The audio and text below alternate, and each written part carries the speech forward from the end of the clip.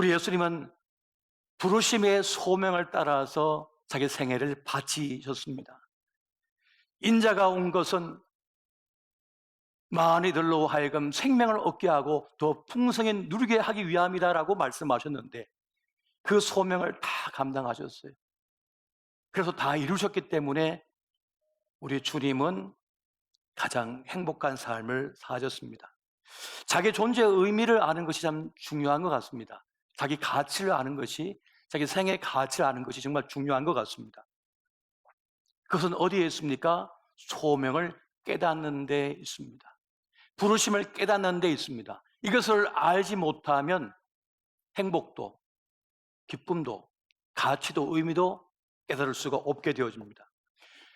오늘 우리를 향하여 하나님의 부르심이 있다는 것입니다. 바로 하늘로부터의 호출이 있는 거예요. 우리의 이름을 호명하여 부르셨다라고 하는 그 사실입니다.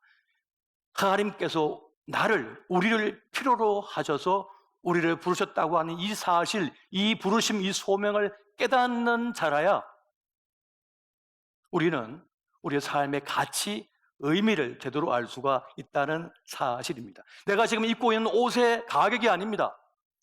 내가 차고 있는 시계의 가격이 아닙니다.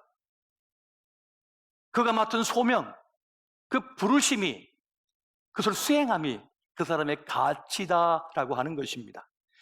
지쳤던 우리가 새 힘을 얻는 길이 바로 여기에 있다는 것이에요. 우리의 삶의 살맛을 되찾는 길도 여기에 있다는 것입니다. 여러분, 수영 실력이 있어야 강을 누릴 수 있는 겁니다. 바다를 누릴 수가 있는 것입니다. 하나님께서 이 지구촌에 얼마나 거대한 바다를 주셨습니까? 얼마나 많은 강을 주셨습니까? 얼마나 호수를 주셨습니까?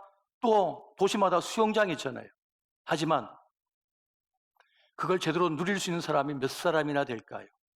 수영 실력이 있는 사람은 그 바다를 누리고 그 강을 누리고 그 수영장 풀을 누립니다. 하지만 많이들이 무릎만 담갔다가 나와요. 그러면 그 바다의 몇 프로를 사용한 겁니까? 1%도 사용 못한 거예요. 0.1% 사용하고 나온 거예요. 이 넓은 강을 주었지만 0.1%만 쓰고 나오는 거예요. 그것처럼 믿음의 실력이 없으면 교회 생활을 해도 재미가 하도 없는 거예요. 맹탕 신앙생활 하다가 끝난다는 사실입니다. 구원의 확신이 없는 이들은 믿음의 뼈대가 없기 때문에 뜬구름 잡는 것 같은 신앙생활을 할 수밖에 없습니다. 구원의 확신이 어렵다고 느끼시는 분은 이렇게 생각하면 됩니다. 우리가 예수 그리스도 영접하여 구원받은 하나님의 자녀가 되었으며 예수님의 신부가 되었습니다. 결혼한 거예요. 신랑 신부가 같이 사는데 이 남자가 내 남자인지 확신이 안 서는 거예요. 좀 10년, 20년 같이 침대에 누워있는데 이 남자가 내 남자 맞을까? 믿을 수가 없는 거예요. 결혼 생활이 어떻겠습니까? 맹탕 결혼 생활이잖아요. 그것처럼 구원의 확신이 없고 예수님 내 신랑이라고 하는 확신이 없는 사람은 맹탕 신앙생활을 하고 있는 거예요. 그래서 교회를 바꿔보고 목사를 바꿔보고 다 해봐요. 안 돼요. 믿음의 실력을 키우지 않는 이상은. 성경을 배우고 믿음을 훈련하고 단련이 되어야만 제대로 신앙생활을 할 수 있고 재미를 느낄 수가 있다는 사실입니다. 고차원적인 신앙생활을 경험하게 되는 거예요. 그래서 십자가까지 짊어질 수가 있는 거예요. 그 십자가 짊어짐이 영광으로 느껴지고 그 길을 계속 가는 거예요. 비가 오는데 교회를 왜 가지? 눈이 오는데 교회를 왜 가지? 이렇게 무더운데 교회를 왜 가지? 왜 그렇게 헌신하고 충성하고 희생하는가 이해가 되지 않는 거예요. 왜? 실력이 없으니까. 믿음의 깊이가 없으니까 그렇습니다. 요즘 보니까 전에 몰랐는데 우리 학교 선생님들이 참 고달프신 것 같아요. 참 쉽지 않은 길을 가고 계신 것 같습니다. 제가 학교 다닐 때만 하더라도 우리 선생님, 스승님의 그림자를 밟지 않는다 그래서 쓸 때도 참 조심스럽게 쓰고 그랬거든요. 근데 오늘날 우리 교사님들이 참 힘겨운 길을 가고 계시구나 하는 생각이 듭니다. 근데 그럼에도 불구하고 그 길을 가야 하는 이유는 뭡니까? 소명이라고 믿고 있기 때문에 그렇습니다. 부르심이다. 소명이다. 그래서 그 일을 감당할 내적인 힘이 필요하고 또 그 직무를 감당할 수 있는 실력이 필요한 거예요. 그래야만 그걸 감당해낼 수가 있거든요. 또 시대는 변하지 않습니까? 시대의 변화에 대처할 수 있는 실력과 능력과 이 마음의 탄탄함이 필요한 것 같아요. 그렇기 때문에 어떤 일을 맡았던 우리는 그 직무를 잘 감당하기 위하여 실력을 키워야 되고 또 내적인 힘을 키워야 되지 않겠는가 하는 생각이 듭니다. 자, 우리가 그렇게 인생을 살아가면서 때로는 낙심을 경험하고 신앙의 무의미를 경험하기도 하고 소명을 상실할 때도 있습니다만은 오늘 어떻게 그 일을 극복해야 할까요? 오늘 사도 바울은 매우 중요한 가르침을 우리에게 주고 있습니다. 디모데후서 4장 7절 말씀을 우리 같이 한번 보겠습니다. 시작. 나는 선한 싸움을 싸우고 나의 달려갈 길을 마치고 믿음을 지켰으니. 아멘. 이 짧은 이 말 속에 매우 중요한 가르침이 있습니다. 먼저 그는 나는 나의 달려갈 길을 안다라고 말하고 있습니다. 나의 달려갈 그 길을 나는 알고 있다고 말씀하고 있습니다. 여러분, 내가 가야 할 길을 아는 사람은 복잡하지 않습니다.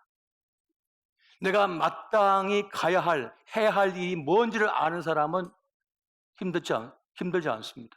우왕좌왕하지 않습니다. 고민에 빠지지 않습니다.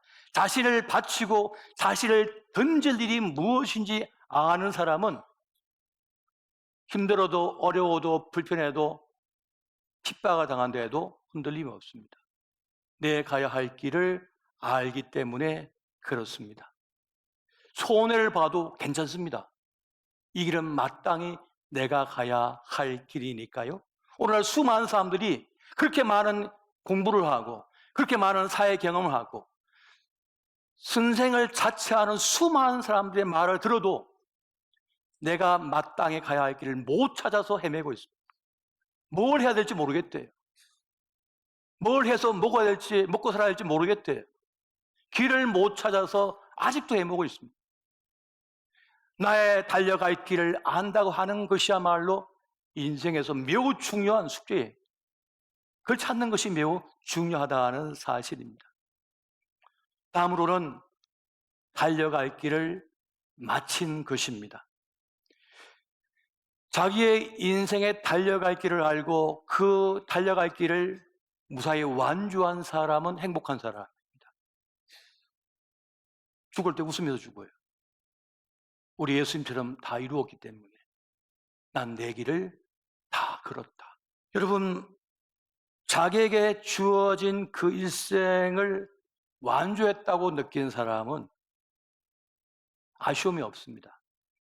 안 싸워요. 싸울 필요가 없는 거예요. 너와 나와는 길이 다르구나. 생각이 다르구나. 싸울 필요가 없는 거예요. 왜 싸워요? 생각이 다른데. 다름이거든요. 다름은 다름이지 틀림이 아니거든요. 생각이 다른 거예요. 그래서 말이 다른 거고요. 그럼 그걸 인정하면 끝이에요. 필요 없는 싸움할 필요가 없는 것입니다. 그런데 수많은 이들이 헛된 싸움 하느라고 자기 인생을 망가뜨립니다. 그런 일들이 얼마나 많은가 보세요. 한번 보십시오. 우리 주변을. 그렇게 자기가 달려갈 길을 알고 그 달려갈 길을 완주한 사람은 행복합니다. 미소가 있어요. 평안함이 있어요. 아쉬움이 전혀 없습니다. 자신을 쏟아 넣은 것 때문에 기뻐요. 오늘 수많은 사람들이 그렇게 운동을 많이 하고 그렇게 영양제를 많이 먹고 에너지가 충만한데 그걸 쏟을 데가 없어요.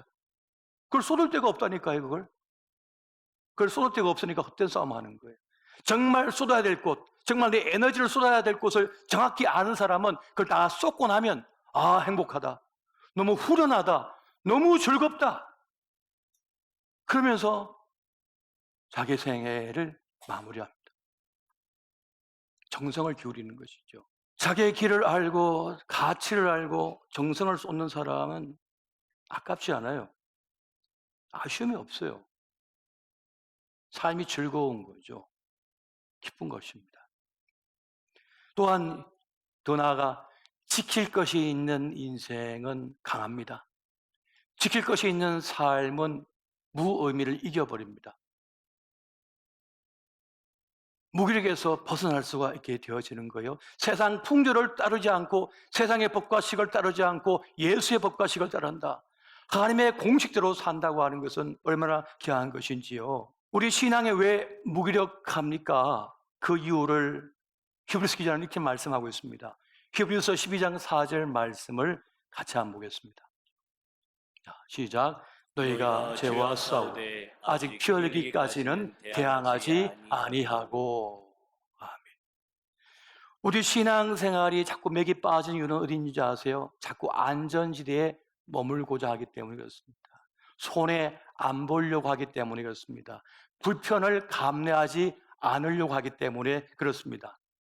대가를 지불하지 않으려고 하기 때문에 그렇습니다. 시간을 지불하고 내 돈을 지불하고 내 삶을 지불할 때 값진 거예요. 왜 어머니들이 자기 새끼들을 그렇게 소중히 여깁니까? 자기 몸의 일부였거든요.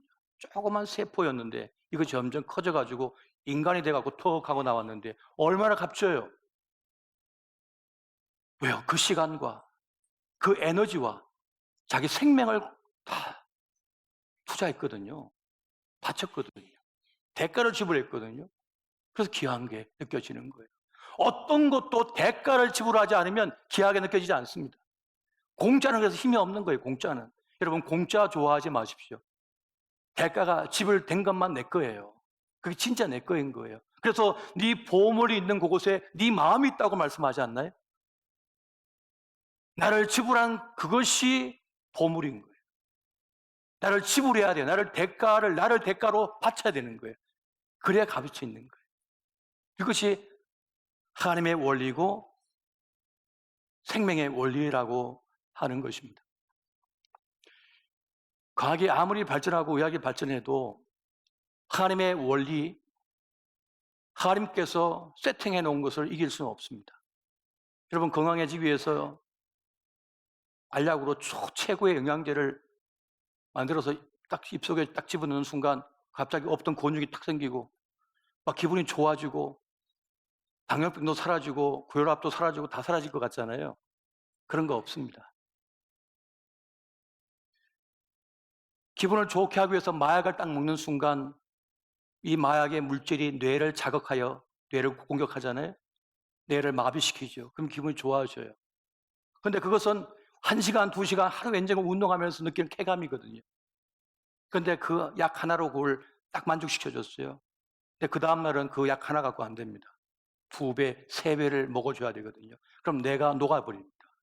그러면은 인생이 망가져요. 그 대가를 지불하는 거죠. 그러니까 정당을 지불해야 된다는 거예요. 정당한 대가를 지불해야만 오로지 그 내 것이 될 수 있다는 거예요. 이게 하나님의 원리며 우리 인간의 몸을 하나님께서 그렇게 세팅해 놓으셨고 이 지구촌도 그렇게 세팅해 놓으신 거예요. 그걸 인간의 머리로 바꾸려고 하고 그냥 지름길로 가려고 하지만 안 된다는 겁니다. 불가능한 거예요, 이것이.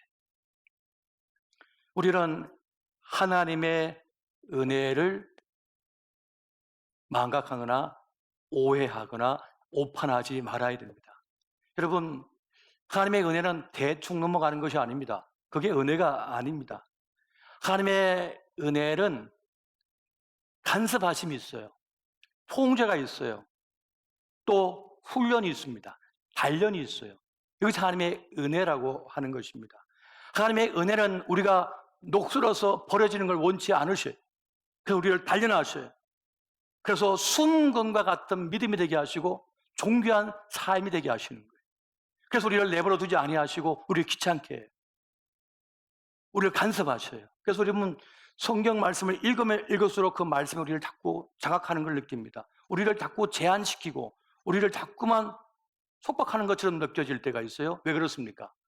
그 말씀이 그 하나님의 법이 나를 붙들고 있기 때문이었습니다. 전에는 함부로 누군가에 대하고 함부로 갑질도 할 수 있었고 함부로 말도 하고 함부로 행동했지만 말씀을 읽고 배우는 과정 속에서 어떻게 되죠? 그걸 할 수가 없게 돼요. 말씀이 나를 제한하고 나를 붙들지요. 그런데 그것이 우리 삶을 값지게 만들고 우리를 지키고 보호하는 것이 됩니다. 이것이 하나님의 원리라고 하는 것이에요. 하나님은 우리에게 원하시는 단계까지 단련하기를 원하십니다. 이것을 아는 사람, 소명자는 낙심하지 않습니다. 은퇴하면 속이 편할 것 같고, 난 자유다 할 것 같다고 다들 말씀하셔요. 그런데 은퇴하신 분들 말씀을 들어보면 놀다가 가로사 하겠대요. 놀다가 코피 난답니다. 별로 안 행복하대요. 전에는 그 일이 나를束縛하는 것 같고 주님께서 지어진 그 멍에가 나를 숨막히게 한 것 같았는데 시간이 지나고 보니 깨닫는 것이 있답니다. 그 일 속에 보람이 있고 그 일 속에 자유가 있고 그 일 속에 가치가 있더라. 나를 필요로 하고 나를 소중히 여겨주고 나를 알아주는 그 일이 나를 행복하게 한다는 것을 깨닫게 된 거죠. 그 일을 잃어보니까. 그래서 하나님께서는 우리에게 주님께서 주신 멍에를 지어주시는 거예요. 예수 믿는 사람으로서의 멍에를 주님께서 우리에게 짊어지게 하신다는 사실입니다. 여러분은 누굽니까? 한번 질문해 보십시오. 나는 누구인가? 여러분은 하나님의 사람이며 하나님의 일꾼이며 하나님께서 우리를 필요로 하여 부르신 하나님의 사명자들이라는 사실입니다. 하나님은 부족하기 짝이 없는 우리를 통하여 하나님의 구원의 역사를 이루고자 하십니다. 할렐루야! 하나님께 우리를 원하고 계셔요. 우리를 부르고 계십니다. 나는 나이가 들었고 나는 바쁘고 나는 어떠한데 상관없어요. 주님은 우리를 통하여 하나님의 구원의 역사를 이루고자 원하신다는 사실입니다. 이것을 알고 따르는 사람이 누굽니까? 소명자예요. 그래서 그 소명자에게는 낙심이 없다는 것입니다. 왜? 소명, 하나님의 부르심을 깨달았기 때문이라는 사실입니다. 여러분, 낙심을 이기고 우리의 신앙을 다시 이렇게 세우며 다시 소명을 확신하는 길은 어디에 있을까요? 하나에 집중하는 것에 달렸습니다. 볼링이라고 하는 스포츠가 있는데 이 볼링을 만든 사람은 종교개혁가인 마틴 루터라고 합니다. 그가 도피하여 은둔 생활을 하고 있을 때 너무나 무료하고 어떻게 할지 몰라서 핀을 몇 개 세워놓고 공을 굴리는 것을 했습니다. 그게 이제 볼링이 된 건데 이 볼링을 보면 10개의 핀이 있는데 어디를 맞춰야 스트라이크가 나오죠? 1번 핀입니다. 제일 앞에 있는 1번 핀을 어떻게 해서 맞춰야만 뒤에 있는 핀을 넘어뜨릴 수가 있는 거예요. 오직 법칙은 하나입니다. 저 1번 핀을 넘어뜨려야만 스트라이크를 만들 수 있다는 원칙입니다. 그런데 이 말은 뭡니까? 선택과 집중이라는 것이죠. 핵심을 놓치면 안 된다는 뜻입니다. 그러니까 우리 신앙생활을 회복하고 다시 이렇게 세우는 것은 어디 있느냐? 바로 하나님을 바라보는 것, 하나님을 앙망하는 것, 하나님을 붙잡는 데 있다고 하는 사실입니다. 할렐루야! 다른 것은 안 돼요. 다른 것으로 대체할 수 없어요. 오직 하나님과의 관계, 하나님을 향한 그 믿음과 신앙이 제대로 서야만 다른 사람과도 관계가 돈독하게 되는 것이지 하나님은 제쳐두고 사람들과 아무리 교제해도 무너져 버립니다. 그 관계가 얼마 가지 못해서 끝나버립니다. 하나님과 나와의 관계, 1대1의 관계가 바로 설 때라야 신앙도 세워지고 다른 사람과의 관계도 제대로 이루어질 수가 있다는 사실이에요. 하나님 관계가 바로 서야만 다른 사람의 관계도 바로 설 수가 있다는 것입니다. 복잡할 것도 없고 상처받을 일도 없고 힘겨울 일도 없어요. 하나님과의 관계가 바로 서면 말이죠. 그래서 주님께서 뭐합니까? 뭐라고 말씀하셨습니까? 그의 나라와 그의 의를 구하라. 그리하면 이 모든 것을 너에게 더하여 주시리라 라고 말씀하셨잖아요. 하나님께 초점을 맞추고 그분과의 관계가 바로 설 때라야, 집중할 때라야 모든 것이 제대로 세워질 수가 있다는 사실입니다.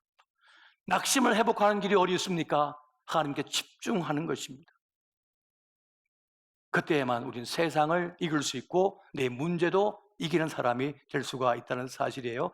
요한일서 5장 4절 말씀을 같이 한번 보겠습니다. 자, 같이 봅니다. 시작. 무릇 하나님께로부터 난 자마다 세상을 이기느니라. 세상을 이기는 승리는 이것이니 우리의 믿음이니라. 아멘. 시체 온도는 방의 온도란 말이 있습니다. 방의 온도가 40도면 시체 온도도 40도입니다. 방의 온도가 영하 10도면 시체도 영하 10도입니다. 근데 살아있는 사람은 몇 도예요? 100도요? 100도면 끓어서 쓰러집니다. 36.5도잖아요. 정상 체온입니다. 추운 곳에 가도 36.5도, 더운 곳에 가도 36.5도를 유지합니다. 왜? 살아있으니까.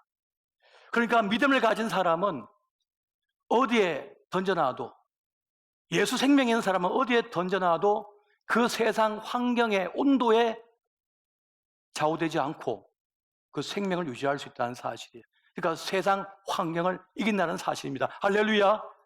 이것이 바로 예수 생명을 가진 사람의 모습이라는 것이에요. 여러분, 단순함이 생명입니다. 능력입니다. 오직 주님께 우리의 초점을 맞추고 나아갈 때 우리는 신앙도 유지할 수 있고 내 삶도 지켜낼 수가 있다는 것입니다. 여러분, 소명자는 낙심하지 않습니다. 왜냐하면 그 소명의 길을 걸어가고 있기 때문에 그렇습니다. 여러분, 소명자는 다 가질 수가 없습니다. 하나님께서 다 주지 않습니다. 왜 다 주지 않은지 아세요? 다 주면 그 길을 못 가니까. 다 가지면 그 길을 못 갑니다.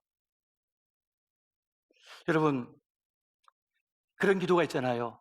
주여, 나를 부하게도 마옵시고 가난하게도 마옵시고. 왜요? 부하면 내가 하나님을 모른다 할까 합니다. 다 가지면 하나님을 못 믿어요. 다른 걸 믿어버리거든요. 그래서 하나님은 우리에게 다 주지 않으십니다. 또 하나님은 다 하라고 하지 않으십니다. 너의 목만 하라고 말씀하세요.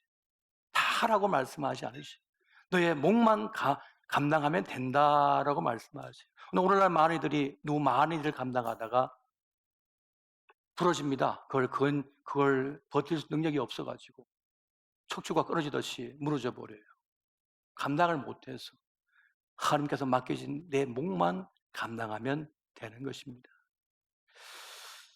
여러분, 잘 믿어도 낙심이 옵니다. 세상이 악하기 때문이고 내 뜻대로 되지 않는 일이 너무 많기 때문에 그렇습니다. 그때도 하나님을 붙들어야 됩니다. 또 내 뜻대로 다 되지 않아도 괜찮아요. 내 뜻대로 다 되면 안 됩니다. 이 세상은 내 뜻이 아니라 하나님의 뜻대로 되어야 될 줄 믿으시기 바랍니다. 하나님 뜻대로 나에게 이루어져야 돼요. 하나님 뜻대로 내 자녀에게 이루어져야 돼요. 우리는 세상은 다 모르니까요. 그래서 우리는 하나님을 믿고 나아가야 하는 것입니다. 지금 낙심과 어려움과 문제 앞에 놓여 있습니까? 혹은 캄캄한 어둠 속에 놓인 듯 답답한 형편 속에 있으십니까? 그냥 그때는 하나님께 머물러 계시면 됩니다. 그냥 주님을 인정하고 겸손히 주님 품에 그냥 가만히 있으면 됩니다. 그러면 주님께서 풍랑을 지나가게 하시고 일을 해결해 놓으시고 이리 오너라 하실 것입니다. 여러분, 마지막으로 베드로전서 5장 6절 말씀을 같이 한번 보겠습니다. 자, 시작. 그러므로 하나님의 능하신 손 아래에서 겸손하라. 때가 되면 너희를 높이시리라. 아멘. 넘어졌어도 실비에서도 답답하고 캄캄해도 능하신 주의 손 아래 맡기시고 나아가시기를 예수 이름으로 축원드립니다.